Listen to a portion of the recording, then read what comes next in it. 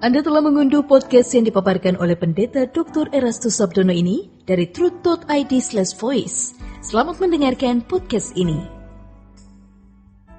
Shalom Bapak Ibu dan Saudara-saudari yang terkasih di dalam Tuhan. Kebenaran saat ini berjudul Menjadi Kekasih Tuhan. Kita harus bertumbuh ya Bapak Ibu dalam pengertian akan kebenaran ya. Jadi Bapak Ibu dan saya harus bertumbuh dalam pengalaman berjalan dengan Tuhan sampai akhirnya kita mengerti dan menghayati bahwa satu-satunya kebutuhan kita hanyalah Tuhan. Makna yang terkandung di balik kalimat ini bahwa satu-satunya kebutuhan kita adalah Tuhan jauh dari dugaan banyak orang, termasuk sebagian kita. Ternyata tidak mudah untuk mempercayai bahwa Allah itu adalah Allah yang hidup. Pada waktu seseorang ada di dalam keadaan krisis atau berada di dalam satu keadaan yang ia berada di ujung maut, ya, pada waktu itulah ia bisa menghayati dengan benar, dengan utuh bahwa kebutuhan kita itu hanya Tuhan saja. Tetapi seharusnya kita jangan menunggu ada di dalam situasi krisis seperti itu. Kita tidak bisa menunggu dalam situasi kritis dan kritis baru kita bisa mulai menghayatinya. Itu berarti tidak proporsional dan tidak natural.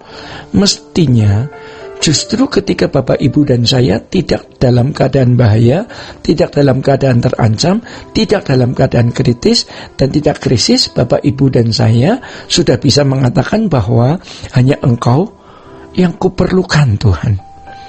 Ya.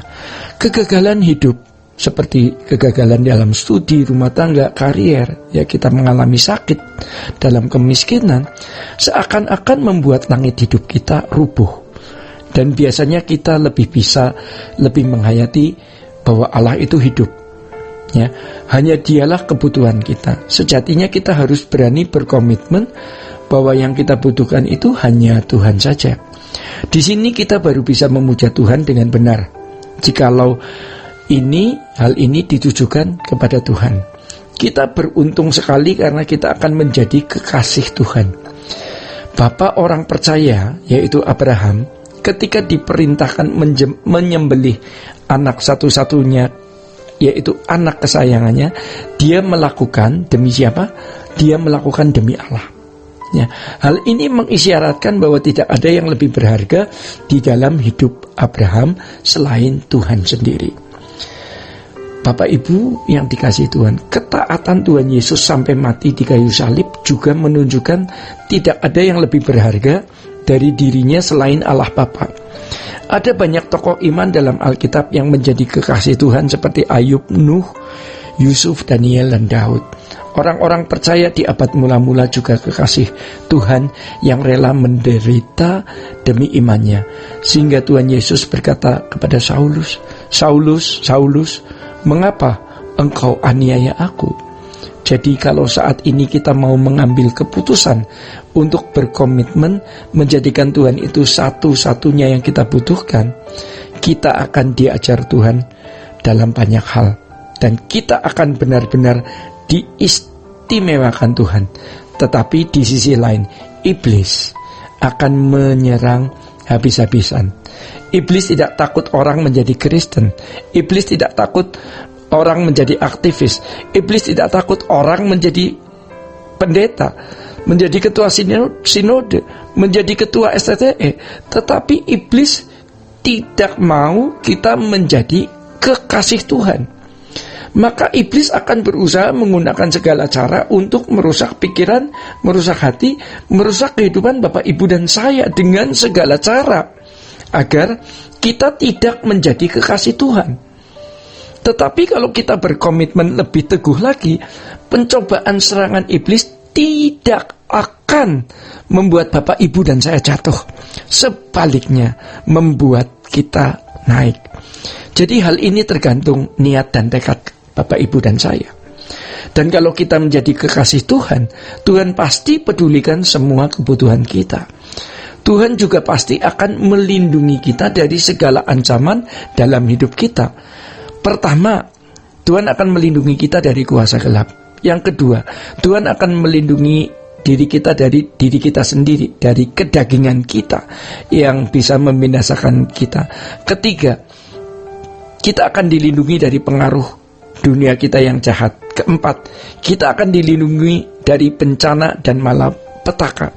Dan yang terakhir, kita akan dilindungi dari orang-orang yang bermaksud jahat terhadap kita. Bapak Ibu yang dikasihi Tuhan, pasti Tuhan melindungi kalau kita menjadi kekasih Tuhan. Dan luar biasa, ya, orang-orang yang kita kasihi akan juga dikasihi Tuhan. Jadi Bapak Ibu dan saudara-saudara yang terkasih di dalam Tuhan, kita bisa melindungi, ya, jadi kita bisa melindungi orang-orang yang kita kasihi dengan cara kita menjadi kekasih Tuhan, ya. Pasangan hidup, anak, menantu, cucu, teman, sahabat, dan lainnya, ya. Mari kita berlomba untuk ini, seperti ayat di firman Tuhan di dalam Mazmur 42 ayat 5. Inilah yang hendak ku ingat sementara jiwaku gundah gulana, bagaimana aku berjalan maju dalam kepadatan manusia, mendahului mereka, melangkah ke rumah Allah dengan suara sorak-sorai dan nyanyian syukur dalam keramaian orang-orang yang mengadakan perayaan. Kiranya seperti pemazmurnya. Mari Bapak Ibu dan saya mendahului mereka mencari Tuhan dan menjadi kekasih Tuhan. Untuk itu kita harus membulatkan tekad hati kita, ya, membulatkan tekad untuk menjadi kekasih Tuhan, ya. Harga untuk menjadi kekasih Tuhan adalah kita tidak boleh memiliki kekasih lain, ya. Kalau dalam kehidupan bangsa Israel di Perjanjian Lama, firman mengatakan jangan ada padamu Allah lain di hadapanku, itu cukup dengan mereka tidak menyembah dewa-dewa, ya, tidak menyembah berhala-hala yang disembah oleh orang-orang Kanaan. Tetapi bagi kita orang percaya, tidak cukup kalau hanya tidak kedukun, ya, tidak punya jimat, tidak menyembah dewa dan ilah lain. Kita harus menanggalkan semua keterikatan kita, ya, kepada apapun dan siapapun. Ini jadi tidak wajar, jadi aneh, atau dianggap berlebihan. Tetapi memang tidak bisa tidak, harus seperti ini, ya. Kita perjuangkan ini.